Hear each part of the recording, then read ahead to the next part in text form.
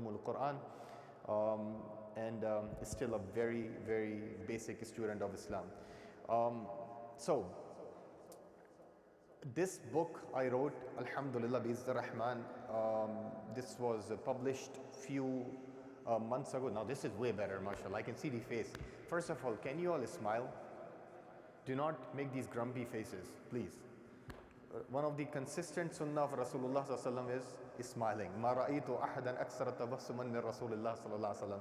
Abu Sa'id al-Khudri says, I never saw anyone having more smiling face than the face of Rasulullah sallallahu alaihi wasallam. So do not give me a look of that. Smile. Alhamdulillah. Okay. Now, I usually give 5 to 6 hour class on this topic, but obviously I have to just condense that entire topic into few minutes. So what I will do, I will just go through all the guidelines of interaction in person or in social media very quickly, and then let's make it interactive. If you have any question, I'm pretty sure you all have questions, then inshallah I'm here to answer your questions. Is it clear? Alhamdulillah. So let's start. First of all, why this topic is important, especially in 2020 when we are having so many harassment. I will use conservative language, so you have to understand. When we have so many cases of harassment, workplace harassment, that kind of harassment I'm talking about. Everyone is following? Then a question comes that each and every one of us are coming with a reactive approach. Once something will happen, then we will sit together and we will say, okay, we need to make a policy. Isn't that? Isn't like that? So you will going to have a big political scandal, and then people will say we need to do this. Then a Me Too movement will start, and then they will come up with something. Now the problem with that is that people are coming up with their own solution. Maybe your solution will be different than my solution, how man and a woman should interact. And then eventually that will bring a chaos in the society, because everyone is coming from their cultural background. Everyone have their cultural nuances. So what we need to do, if we can go back, at least as a Muslim, to Quran and Sunnah and general guidelines what Rasulullah sallallahu alaihi wasallam gave us, then at least all of us can have a uniform guidelines. It's not about me, it's not about you, it's all about Quran and Sunnah. And the 4 Imams which came from Abu Hanifa till Imam Ahmad ibn Hanbal. Is it clear? So that's why it's extremely important to learn these guidelines instead of coming up with, oh, everyone know how to have a decent conversation.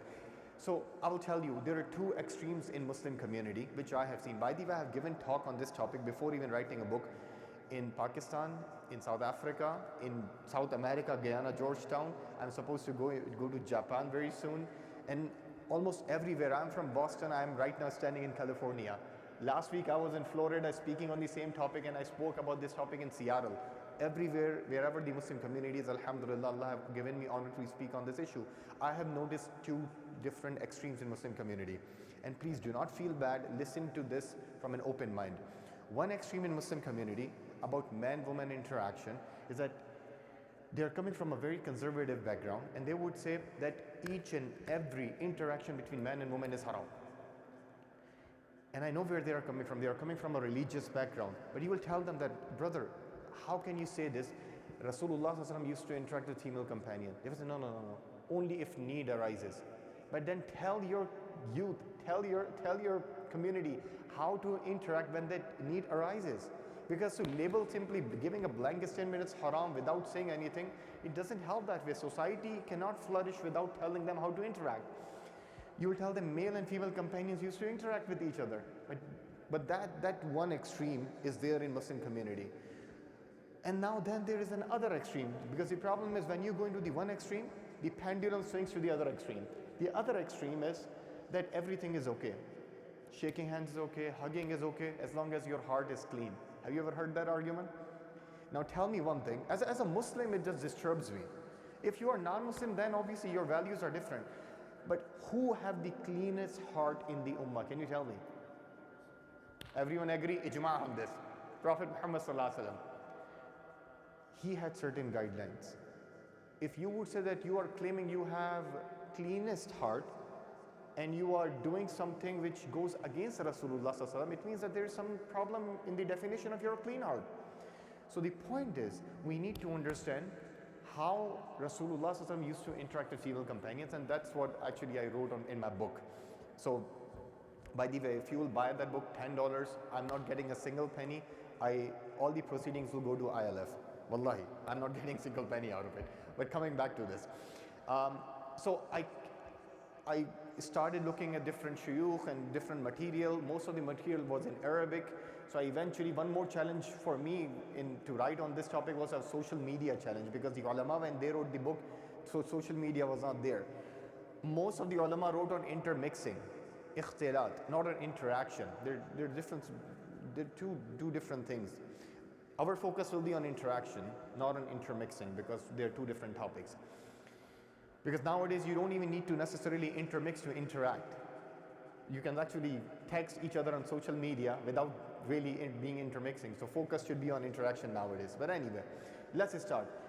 How a man and a woman at a workplace, at a school, at college, at masjid should interact with each other. And these guidelines will be consistent. If you are in the masjid, same guidelines when you are outside of the masjid. So before I can start, tell me what should be those guidelines when Abdullah and Fatima are talking to each other. I'm using generic name, so Abdullah's in the audience, please don't feel bad. Or when Abdullah is talking to Samantha and Suzanne, or when David is talking to Maryam and Fatima, just use bunch of combinations. When a man and a woman are talking to each other, how as a Muslim we can say this conversation is halal, and how as a Muslim we would say this conversation might go in the direction of haram. Do not be premature in giving haram fatwa, by the way. But now tell me, before I can tell you. Yes, brother. And if you can tell your name so I can love your name and I can actually remember your name, inshallah.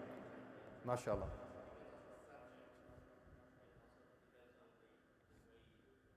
Absolutely. So what you are saying, tell me if I'm wrong. Be professional in your conversation, not personal in your conversation. Be useful in your content when you are talking. Is that what you were saying?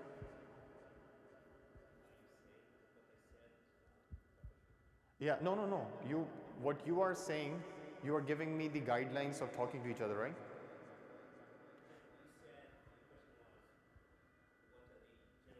Yeah. Yeah, so basically the conversation content, that's what you were saying? The content of the conversation, okay, that's very important. So that is one of the point which I'm supposed to explain, mashallah, beautiful. So first point is the content itself should be professional, should be useful, as that brother said, mashallah. What else? What's your name, brother? Brother Mahfouz. Body gesture. Again, I would say it would come under the same thing as the brother said, conversation content, but that's also very important. What else? Yes, brother. Huh? Yes, brother Farhan.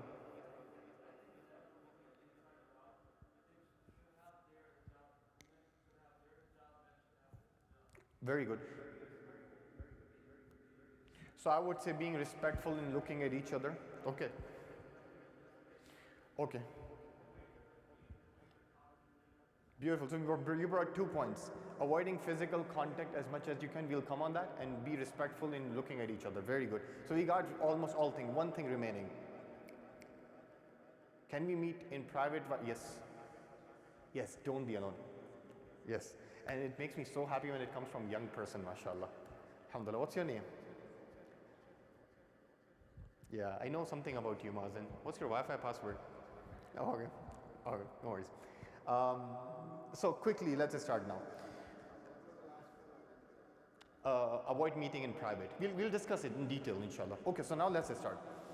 And by the way, whatever I'm saying is verified by the scholars and by the 4 mazahib. All the footnotes, references are being given in my book. I don't have time to go into all those. I will just summarize that. If you want to read in this, I would recommend to take that book, inshallah, so that you can know all that references with discussion and detail, inshallah. Okay, quickly starts.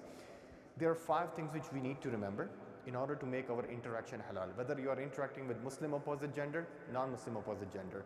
Whether she's wearing hijab or not, it will vary slightly our way of interaction, okay? But I won't bring the concept of hijab, because hijab will going to go into the ball will go into the other court. What I need to do to make my conversation halal, because I cannot control, maybe some Muslim sisters will wear hijab, but we are living in US, so maybe you will have to discuss and interact with Samantha, Suzanne. Oh, the modesty. Oh, the modesty. Okay, inshallah we'll come on that. So let's start. First thing, before we can start any guideline, remember this rule of thumb: intention need to be clean, pure. What does I mean by that? Al-umur bi maqasidiha. If your heart is not clean, if your intention is messed up, no matter how much lower your gaze you will do, you will be messed up, dude. Should I give you an example? You will end up in abusing those guidelines which we will discuss if your intention is messed up. Few years ago, actually, I was teaching this, and one of the Islamic school kid told me the story that one of the kid, he was lowering his gaze just to give the impression to the other sister that he is so righteous, so that she can get impressed. Now he's abusing that lowering the gaze to manifest his temptation. So if your intentions are messed up, that I want to have haram relationship, there is no point of moving forward. You need to figure out, and you have some issues you need to discuss with yourself before you can move forward. So first thing, your intention should be, I don't want to have haram relationship. That should be your intention. So I know this is pretty clear, but I just want to make this very clear. Okay, now let's move forward. Second, and now our real guidelines will start. If you are talking with your colleague, in work, at workplace, in college, in school, in masjid, second guideline is looking at the opposite gender. Looking at the opposite gender. Now, all those ayat will come in our mind. Kullil mu'minina yaghudduna min absar. Keep your gaze lower. I won't discuss those ayat and hadith because it will take a lot of time. Again, go and see my book. The entire summary is this. When you are looking at the opposite gender, there are many scenarios applied. But before we can understand this diagram, just one thing. If you will ask me, Imam Asif, I don't want to understand this. Give me easy explanation. Do not give dirty looks to each other. That's an easy explanation. Do not stare at each other. Do not check each and everything out. Because when you are checking each and everything out, Allah is checking you out. Let's just remember this in your mind. Now let's go to this discussion. Looking at the opposite gender. And this applies to both. If Abdullah is looking at Fatima and Fatima is looking at Abdullah, or even non-Muslim and Muslim. So if you are looking at each other with desire, with inappropriate desire, I'm using very conservative language, you all should understand that. If you are looking with an inappropriate desire, then it's haram according to all, and it does make sense why it's haram. Is it clear? So you're not supposed to see each other with inappropriate desire. Is it clear? Whether you are looking at aura or non-aura, you know what aura is? What aura is for men? For navel to the knee. What is for women? Entire body except the face and hands up to the wrist, and some scholars say feet also. We'll come on that also later. So this is haram according to everyone. If you're looking with the inappropriate desire, this is haram, and that makes sense, right? What is need? Yes. So I will tell you inshallah, need is in Arabic, in maqasid al-sharia we call haja or durura. Those who know Arabic and they've studied sharia, they would understand haja, and then the higher category is durura. If there is a need, and I'll explain to what it is. If there is a need, then it's okay for you to see the stranger of opposite gender. What are the needs? So there is haja, and then there is extreme need, durura. So basic needs are teaching. All these scholars say this is a need. Then there is buying and selling, that's job, business. Or looking at each other for the marriage prospect, that's a need.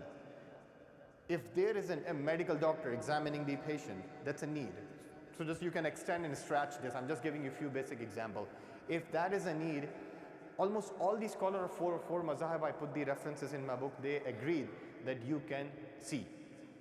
What you can see, non-aura parts generally. So you can see the face, you can see hands up to the wrist for the man and woman.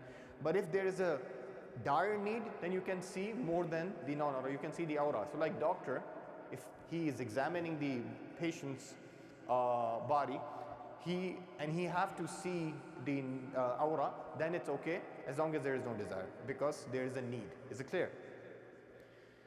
There is a lot of discussion you can go and find. So let's say if it's a gynae doctor, so we would advise our sisters to go to female doctor. If she could not find, then she have no option. She should not deliver at home. She should go to the, because that's not taqwa, that's foolishness. You have to find. If you cannot find female doctor, then you have an option. Okay, but I won't go into that. So now let's come to here. What about the looking at each other when there is no need? Means you won't die, or there is no hardship if you interact, and there is no inappropriate desire. Just like random conversation which we are having at our work. Hey, how are you? How's your day? And you're looking at each other. Similarly at work, similarly in masjid, Assalamu alaikum, wa alaikum assalam. Can we see face of each other? That's where most of these scholars have disagreement. This is agreed upon, this is agreed upon. This is where huge disagreement is. If you'll allow, I can go in detail, otherwise I'll make it simple. Tell me.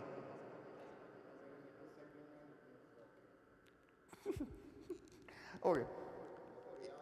Yeah, no, absolutely. When there's disagreement, it means flexibility. When there's consensus, means no flexibility. Means if 1400 years of history, no disagreement, it means if you are trying to come up with new opinion, you should just tell me. But if there is disagreement coming from 1400 years, it means that there is a flexibility. Is it clear? But I'll just tell you in a very simple language. If there is no need and no inappropriate desire, still you cannot look at the aura. Looking at aura will be haram. But when it comes to looking at non-aura, so men looking at the face of women, women looking at the face of men, then some scholars say, almost 90% of the scholars say women can see the face of men because there is a flexibility, because many ahadith are there. But when it comes to men looking at the face of women, that's where disagreement is. There are three opinions. One group of scholars from early Hanafi scholars, few Maliki scholars and few Shafi scholars, they say that actually it's halal to see the face for men, to look at the face of women. Then a second opinion from some Shafi and from later Hanafi scholars, they say it's makruh. And then later Hanabila and some Shafi says it's haram. So basically there is halal, there is makruh, there is haram. So basically what I can suggest, what this brother was saying, we can take the flexibility. Ibn Taymiyyah says this flexibility, this difference of opinion is a flexibility. So when you are at work and when you have to make an eye contact and when there is no desire, no temptation, then just make an eye contact.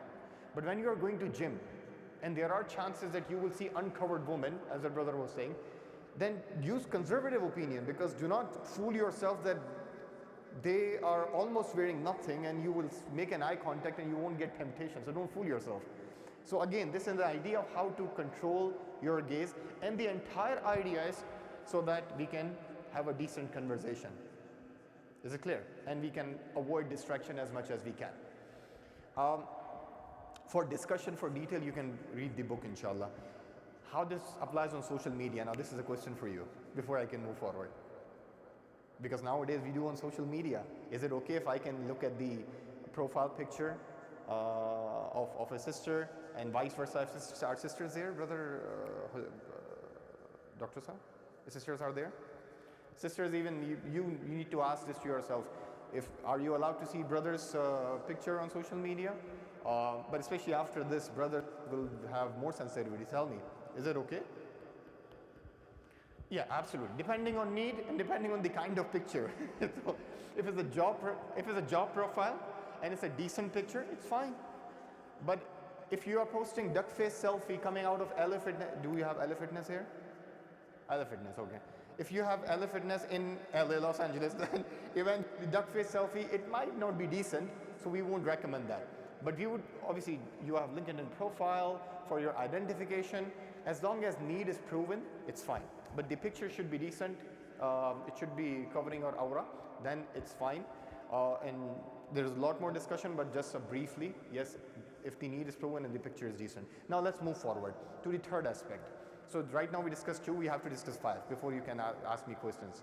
First was intention, second was looking at the opposite gender, right? Let's move to third. Third is having professional conversation, not personal conversation, as the brother was saying. When you are talking to each other, talk to each other in a professional way, not personal way. Or maybe another way of putting it this, having a useful conversation, not useless conversation. Can you give me example at the workplace how we can differentiate between useful and useless conversation? Any example? Yeah. So rumors and gossip, if you are discussing, it's hard to tell immediately that it's useful and useless, but you know where you are crossing the line. So the moment that fatwa is coming from inside, stop. Because everyone have different limitation, everyone have different weakness. Maybe you are in that field, you have to manage the team of 10 people, 6 of them are women, so you have to break the ice, but eventually everyone should know their limit. That okay, this is now we are moving towards personal conversation, is needless, is useless, so I should avoid. So everyone know that. It's clear. For the young people, you can just say, oh, can I have the pen? Can I borrow your pen? Can you help me in the project? This might be useful. And then you will take a pen and you will say, wow, what a beautiful pen. This is this is useless, right? This is useless. So everyone understand what is useful and useless based on their own capacity, based on their own circumstances. When you are talking, you should talk in a professional tone also. فَلَا تَخْضَعْنَ بِالْقَوْلِ. The ayah he recited is that Allah is advising to the woman that do not keep your qawl, no voice, that's a qawl, soft. So do not keep your qawl soft. The translation, as the brother said, and most of the English translation is voice. But the problem is, Allah did not say فَلَا تَخْضَعْنَ بِالصَّوْتِ. Those who know Arabic, they know Sawt means voice. فَلَا تَخْضَعْنَ بِالْقَوْلِ. Do not keep your speech soft. What does it mean? What difference does it make? فَلَا تَخْضَعْنَ بِالصَّوْتِ. Do not keep, you have to keep your voice lower. It means that you cannot even raise your voice. But now qawl also does not, first of all, why this ayah is there? Because back in the days, Arab flirtatious women back in the days, they used to use tempting voice. So that's why this ayah was revealed. Secondly, qawl also applied for speech, and qawl also applied for non-verbal speech. Subhanallah. Texting. Because فَقُولِي إِنِّي نَظَرْتُ لِلرَّحْمَنِ. Say to them, I cannot talk today. How can you say? That is qawl also. Non-verbal. And subhanallah, Allah have used that, and nowadays we can see the implementation. So when you are texting, make sure it's a professional text. Subhanallah. Did you get it? So فَلَا تَخْضَعْنَ بِالْقَوْلِ is more powerful than sawt, subhanallah. And sawt is sometimes not practical, because some people have, some sisters have the strong voice, so they cannot talk, no. Okay, now, what does it mean when you are on social media texting each other, guys and girls? It should be professional. No unnecessary emojis. I'm not saying emojis is haram, but I'm saying no unnecessary emojis. No internet slangs. I'm not saying LOL is haram, but you should be smart enough to know where it's appropriate and when it's inappropriate. Is it clear? Okay. Just very important aspect, and that is always use culture as a benchmark when religion does not say haram. When religion does not say haram, always use culture as a benchmark. All the four mazahib agree on this principle. Al-aada muhakkama. All the four mazahib. What does it mean? So basically, how can I find what is professional, what is personal in different cultures? If you are in Pakistan or Yemen or Saudi or Egypt or Sudan, where you will see that culture is little conservative. There, a guy at the cashier cannot tell our sister, have a nice day, because that's useless there. But here, our sister goes to Walmart, and the cashier guy says to our Muslim sister Fatima, have a nice day. Sister is not supposed to respond him back, I will. You don't need to do that. You have to say, okay, likewise, me too. You too, and so on and so forth. That's how you need to respond, because this is normal in this culture. Have a nice day, likewise. Have a blessed day, you too. But maybe in the other countries it might be useless. So you need to figure out, maybe casual weather joke is not useless, because, oh, weather is pretty hot. That's okay because it's a part of culture. But if that cultural habit conflict directly from Quran and Sunnah, then we have to, and I'll come to that in the third point. Okay, but use culture as a standard to define what is professional and personal if religion is quiet about that. Okay, let's move forward. Fourth, avoid. So first was intention, second was looking at the opposite gender, third was professional conversation, not personal conversation. Now fourth is avoid physical contact. Avoid physical contact. I guess either you or, no, you said avoiding physical contact. What does it mean? So actually, let's start with this. Physical contact. When you are, first of all, why it's haram, avoiding physical contact? Because Allah says, وَلَا تَقْرَبُوا الزِّنَا. Do not even go close to zina. So the thing which will going to take you close to zina, the fornication, is by touching.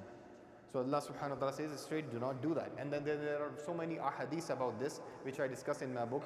May Allah protect all of us and our progeny from zina. Ameen ya Rab. Now let's understand, when you are talking to each other, and there are issues which about handshake and all those issues will come in this category. How to deal with this? So first of all, before we can understand this, there are two kinds of physical contact. One is intentional, second is unintentional. This is all intentional. Before that, if it's unintentional, what do you think? Allah will hold you accountable? No. No. Yeah, even it's second time unintentional, whatever you do unintentionally, we know the hadith in Sahih Muslim that whatever happened without putting an intention in evil thought, Allah will not hold you accountable. If it's an unintentional. If you are doing tawaf at the Kaaba, unintentionally you touch the woman, Allah won't hold you accountable. If our sister is at grocery store and she is putting a penny at the cashier hand and she is making sure that her nail should not touch the palm of the other person and making weird wrist position, you don't need to do that. Inshallah, if it's unintentional, it won't be considered a sinful act. If it's unintentional, you need to do your obviously best ability, but you don't need to go and cross your limit. Is it clear?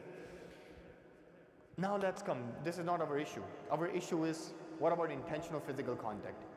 So before actually we can start this, many times guys and girls will talk to each other while standing very close. You need to give each other space. It means comfortable space. I came up with my own methods that if you can smell the deodorant of other person, you're getting too close. Stay a little far. Or if the other person have oud, then forget it. Wherever you will stand, you're going to smell it. Okay, now let's start. Every scholar agree, if you are touching the other person with desire, then it's haram. Every scholar agree. Is it clear? And it makes sense why it's haram. So we won't discuss it. What is need here? This need, yes, very good. This need is stricter than the need of looking at each other. Remember this. This need is stricter in terms of looking at each other. So when you're looking at each other for marriage, you are allowed to. Just remind me of what you are supposed to see when you're looking for the marriage, okay? When you are looking at each other for teaching, for buying and selling, you are allowed to look at each other's face. But when it comes to need of physical contact, the need won't be described as, okay, if you are in job, you can actually touch each other. No, need is stricter. So if a doctor need to examine the body's part, patient part, then he can or she can, vice versa, they can touch based on the need. But all those need of job and business won't apply here, because eventually then there will be chaos. And again, references are in my book. Now let's come to the third, because I guess this also we all agree. If you are going to doctor, you won't say, no, I don't want you to touch. But now let's discuss it. What if there is no need? Means it's not about life and death issue, and there is no inappropriate desire. Handshake. So when you are talking about handshake, there is no life and death issue, and then at the same time there is no hardship kind of an issue, and at the same time let's assume there is no inappropriate desire. You are just greeting. Your intention is to greet. Where the ruling of halal, haram, wajib, mustahab, makruh lies. Again, I gave so many evidence in my book. I don't have time for that. How much detail you want me to go? On the scale of 1, 2, 3. 1, 2, 3. 1 is brief, 3 is very detailed, 2 is moderate. Okay. You are moderate, right? Alhamdulillah. By the way, moderate is the most ambiguous word. Everyone says we are moderate. If you will ask Mike Pence, he'll say moderate. By the way, how many of you have phone? Can you Google right now? Mike Pence rule. Can you Google it? Yeah. Rule, R-U-L-E. Mike Pence rule. Yeah. I know Trevor Noah, Stephen Colbert, Seth Meyers, Jimmy Kimmel, Jimmy Fallon, they all made so much fun.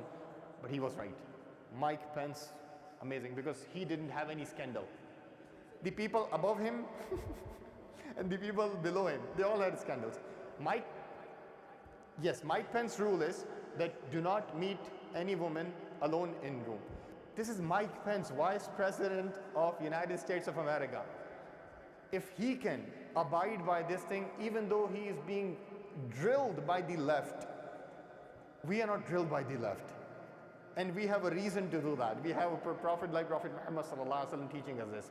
So we should not shy away of these things. Okay, now let's discuss quickly. Whether it's handshake, high fives, fist pumps, in some Pakistani Indian culture, Ashirwad and so on and so forth. When it comes to physical contact which does not have inappropriate desire and does not have genuine need, our four imams from Abu Hanifa, Malik, Shafi, Hanbal, Ibn Taymiyyah, those people who doesn't follow four imams, all the imams of Ahl Sunnah wal Jama'ah, they say that it's either haram or at least makruh, even in that case, to shake hand. So as a practicing Muslim, before we can understand any other thing, because you asked a moderate answer, I'm not giving you any evidence. As a practicing Muslim, we should not initiate handshake because it's at least makruh and majority says haram. Is it clear? Obviously, you can shake hand with the older people, younger people, that's fine. Now let's reverse the scenario. What about if they are initiating handshake? They're two different things. You should not initiate handshake. But what about they are initiating handshake? Then should you do it in order to avoid embarrassment? Or you should just be proactive and put hands on your chest and say, these are not my guidelines, hopefully you won't feel bad. No, but that's lie also, because if you don't have flu, then it's sin. Okay, I have seen people say, oh, my hands are wet. Dude, that's lie. It actually perceives as rude. So how to be kind to other person? So all those evidence which scholars give, I actually mentioned that those 5 or 4 evidences, they are very general, not specific. Very general, not specific. And actually, I'm nothing when I'm mentioning these great Imam. There are contemporary scholars who comment on those evidence. I actually mentioned that in my book. So we can say, you should not initiate handshake. But if they are initiating handshake, if you have chance, if people are working with you, they should know what are your guidelines. But if, let's say, if random customer, client, all of a sudden, then if you shake hand and then you convey the message, if there are potential of more than one conversation, inshallah you'll be forgiven. Because there are fatwa by Yusuf Qardawi, by Sheikh Hatim al-Hajj, by their contemporary scholar Sheikh Salah Sawi. But do not make this as a habit. Use this rarely. Because the problem with us that we are in a very compromising nature of Islam. So if there is a chance, explain. If no, then because at the end of the day, you don't have inappropriate desire, you're not wanting to have inappropriate relationship, so the category is getting lower and lower and lower. So if rarely this happens, inshallah Allah will forgive you. I'm not saying this is halal, but inshallah Allah will forgive you because the chances of the hurma and disliking is very low at that point. For further detail, you can read my book, inshallah. Is it clear? That's better. So I will explain. So if you are working with 3 women, they should know what are your guidelines. But if your client come as a woman, she doesn't know, and if you do with her, then inshallah that will be forgiven because all those 3 women they are working with you, they know that Muhammad doesn't shake hand. That should be our practice, inshallah. Or sometimes you have to see the larger benefit also. I did this when the big interfaith was happening, and one of the city mayor came, or I guess one of the big interfaith director came as a lady, and the masjid and the non-Muslims were packed. I guess it was the night when we had the program New Zealand attack. We had the prayers and we had different people coming. So she extended the hand, and at that time, my masjid know because I am teaching this every single month. So I actually shook hand, and then she figured out immediately that there's something weird going on. And they say, Imam, are you comfortable? I said, I was not, but I just wanted to avoid your embarrassment. Because I could not explain in front of 1,000 people are sitting. But individually, if that would happen, I would have explained to her. So you have to gauge so many circumstances. Is it clear, Ikhwan? Alhamdulillah. Alhamdulillah. Final thing before I can end, wallahi. Yes, brother. Why? So basically you can tell them, because they ask me a lot. So generally it's easy to explain to non-Muslim than Muslim. I found this. So when you explain that these are my guidelines as a Muslim, I usually start with the beginning, that Islam gave us certain guidelines to avoid from distraction and from temptation and from fornication. And they are proactive measures, all these guidelines, so that an individual can stay away from these distraction and temptation and fornication, and then a community can stay away from infidelity and those kinds of things. And these are the guidelines, and within those guidelines I would explain it to them. Try to avoid physical contact as much as you can. And I would say that okay, with them obviously I would be a little lighter, that okay, even if you shake hand, then it's okay, but it's better not to. So whenever I explain to the people, non-Muslims understood. There is no issue. And at the same time, we have to make religion easy for the people, but at the same time, not about compromising on the basic principles, because you don't want to teach something which is not there. So we have to find, okay, this scholar said this with their evidence, okay, this is an evidence, so let's move forward, inshallah.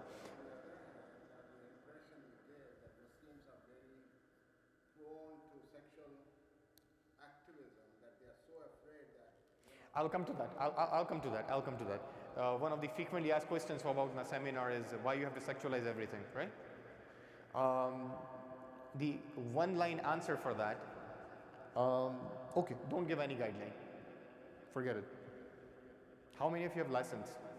Driving license? You have it? You have it, right?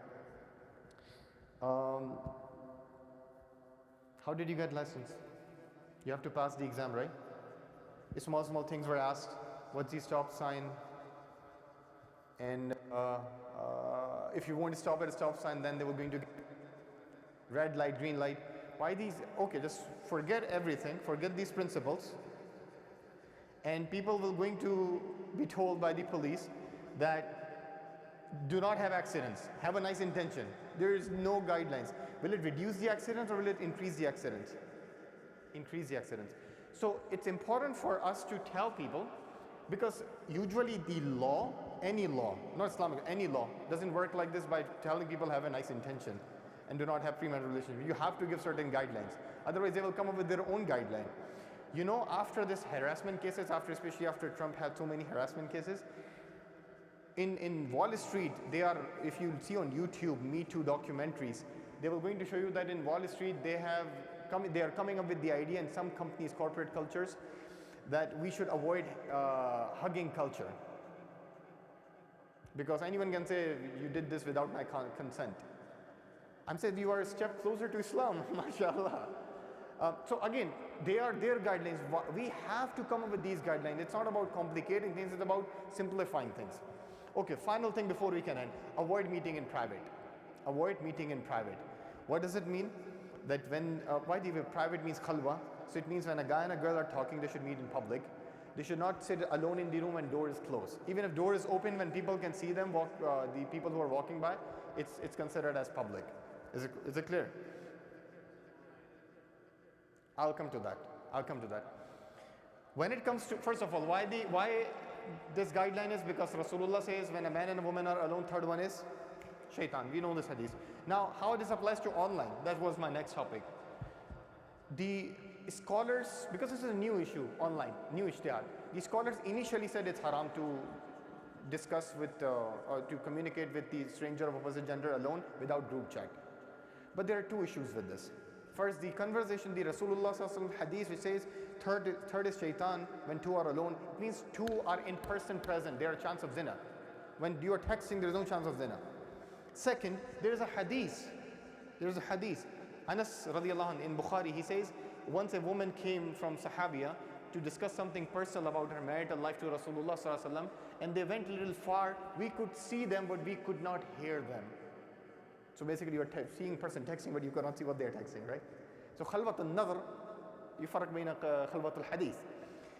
Anyway, so now our idea is that if you are texting each other, it's better, obviously, if you are a young person, hormones are raging, to have a group chat, but it's impossible for people in business world, in job. Every day you exchange the emails, you cannot have people in the group chat. But at the same time, just meet in public, in-person meeting. If there's a need, then it's okay. Like if you're a physician and you have to examine the patient and there are some confidentiality, therapist, it's fine because there is a need. You will ask, where is this proven? Aisha Siddiqa radiallahu anha and Safwan bin Mu'attal radiallahu anhu, they were stuck in a situation of if slander incident, remember that? They had to help each other. They cannot say, no, Rasulullah says khalwa is haram, I cannot do this. No, that was a case of need, right? Okay, if you fulfill these guidelines, which I mentioned 5, inshallah our conversation will be halal. If you are missing in one or more than one of these guidelines, then we can say that this might go into the haram. Don't label each other about haram. Don't be premature in the fatwa of haram. Is it clear, ya ikhwan? Okay, alhamdulillah. Now you can ask me questions, inshallah. Yes, brother. Yeah.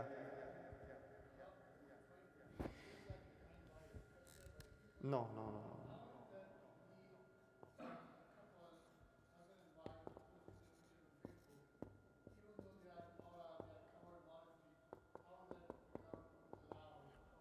Yeah, no, very good, mashallah. Very good question. So, this is a concept of maqasid al-sharia. I briefly explained in my book. There are 2 kinds of need in sharia. Oh yeah, the question is how do you define need in Islamic context, because if you leave it open, subjective, then people will define and people will abuse it. And you gave the example, couple posting picture on Facebook, right? So let's start. Haja and durura. These are 2 terms in maqasid al-sharia. Durura, wallahi, this is a big concept, but I'll make it simple. Life and death issue. If any of these 5 things are missing, then you can use durura. Then halal will become haram. For example, if your life is threatened, then you can lie. If there are 5 things in maqasid al-sharia, haram food, one more thing. So basically life, preservation of life, preservation of soul, preservation of intellect, preservation of wealth. If someone comes to rob you, you don't have to guide that this is my account number, go to my bank. You can lie, right? So even wealth. So if 5 things, life, honor, intellect, wealth, these dignity, if these things are on stake, then you can actually do even those things which are not permissible. But this is very scholarly discussion is required. I'm just telling you briefly. Then it comes haja, which is a light need. You won't die, but there will be a hardship. There will be hardship, collective hardship. If you'll go with the regular principle of Islam, which says insurance is haram, then how you can survive without medical insurance here? Or without car insurance, you cannot even come to masjid. So all these scholars say that no, car insurance is a necessity. Although you won't die if you don't drive a car, you got it, but it's haja, it's a need. So that principle won't apply here. Now, when it comes to the need about interaction, all the scholars have let down the lines from the Quran and Sunnah. So when it comes to the marriage reasons, it's okay for you to see at each other. I reminded you to ask me. You know, usually Hanafi, Maliki and Shafi'i, they went with, you can see the face and hands up to the wrist and feet. Hanbali, they went a step forward. They say that it's not the majority, but it's Hanbali opinion that if you are for the looking at each other from marriage prospect, you can see the hairs of the woman also. You can ask her to remove the hijab also. Because why they said this? Because it's a maqsad of the Sharia. You want to marry, so just because you want to achieve that goal of Islam, Sharia, because getting married is going to bring harmony in the society, so even that is permissible. Again, the point is that need is defined by the Sharia. So in this context, marriage prospects, education, job, all these things are identification reasons. All these things are need. But when you are abusing this, then eventually, obviously, this is not permissible. I guess that briefly answers the question, because it then depends on case to case of what we are discussing.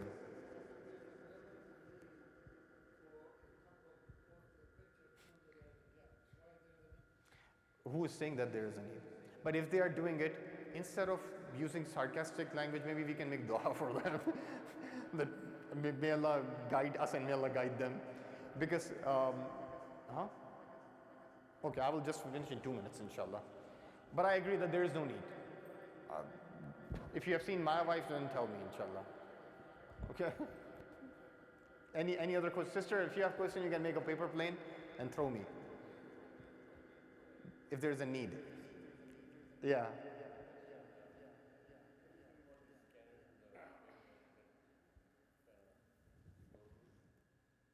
It's a need. Just try it out. I won't go here. I have a flight tomorrow. I said no. If you have to go through the scanner in the TSA airport, you have to go through because see you have to follow the guidelines of the law enforcement where you are living.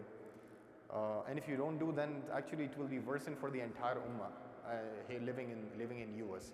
So you have to abide by those guidelines. Even though you might have to compromise on some of the principles, but that's the law enforcement agency come up with for everyone uniformly. Yes.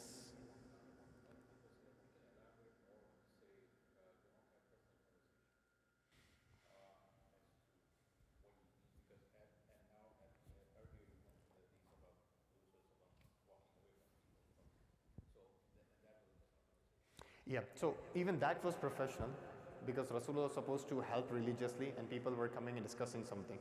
So if you are coming for a counseling to a therapist, that is professional, but they would discuss something personal. When I said personal versus professional, actually that's a beautiful reminder. I could have articulated it in a better way. When personal things will start, start discussing something which is related to your work versus it will go something which is not related. It's not necessary. It's a pure unnecessary conversation which will branch into the other topics and then eventually you know that it will go into the wrong direction. That's what I meant with the personal. So maybe personal is not a better word, maybe useless is a better word. Yeah, absolutely it's fine because they have to open up. Just like I gave you the example. There's so many female companions came to, actually that's what my 4th chapter, I brought 40 to 50 examples from the life of Rasulullah that female companions came for the personal advice. Some of them came for premarital advice. Should I marry this person or should I marry that person? And Rasulullah said, don't marry that person, he's physically abusive, marry this person. And similarly for this personal marital advice, it's fine, inshallah. Absolutely. No, Jazakallahu khairan. Rahimallahu rajulan ahda ilayya uyubi. May Allah have mercy on the person who shows me my mistakes. Umar ibn Khattab said this.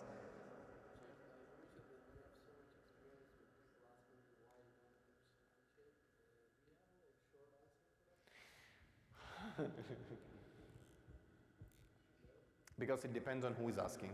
It depends on who is asking. If the person is asking just because he wants to, okay, I don't have any background Islamic knowledge, tell me what to do. That's a different way of saying. I have studied few books and I'm waiting for you to make a mistake. Now tell me. So there are different, see who is asking, that's an extremely important question. But I would say, take my book, because I have discussed, I guess 5 to 10 pages about evidence. Okay, evidence of shaking hands. So it will answer a lot of your questions, inshallah. Yes.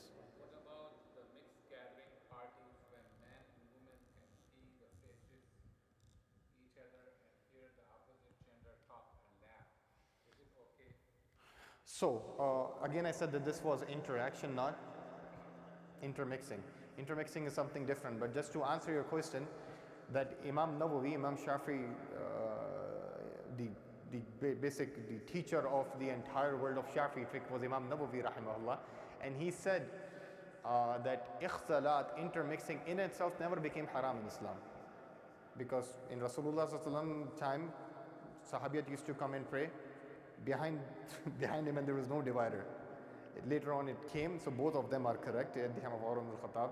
And then at the time of Eid Salah, same thing. So he brought the example of Eid and he brought the example of Jummah. But he said when ikhtilat happens with khalwa, any intermixing happens when alone, then it's haram. When there's a joint, like in Harmain people are doing tawaf, there's a big giant parties going on, it's better because in a wedding party, women are well dressed in cosmetics. So there's every sense to have a separate gatherings. But as compared to the places where you are not expecting them to be well dressed or doing tabarruj or blasting the makeup, similarly for brothers, then if you don't do, then it's okay, as long as if there is no temptation and no desire and looking at the face, it's fine because you can use these guidelines. So when you are talking with other person, and remember this, every person knows his weakness, even when young and old age will going to make a huge difference. So if you don't have temptation and desire, looking at the face, it's okay according to a group of a scholar. For detail, you can read my book, as long as there is no khawf al-fitna and no shahwa. But again, you have to read the book for detailed discussion, because subhanallah, otherwise you might get half answers and you might abuse more than use these answers. Any other question before we can end? Okay, Jazakumullah khairan. I have those books at the back. I guess 15, 20 books are left. So please help yourself. Jazakumullah khairan. Assalamu alaikum. Assalamu alaikum rahmatullah. On behalf of Islamic Society of Quran Norco, I'd like to thank Dr. Asif for coming and enlightening us. The food is being served outside. We have actually prepared more food than the people who are here. So please feel free to take some home if you would like to. The food is being served outside. Jazakallah khair.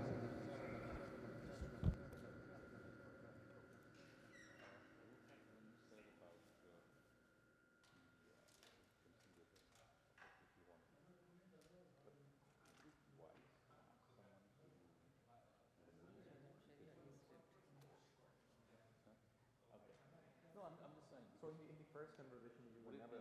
Wouldn't that be sort of offensive towards the original? So I mean, you have to see the conversation. If the first conversation happened, schedule a time,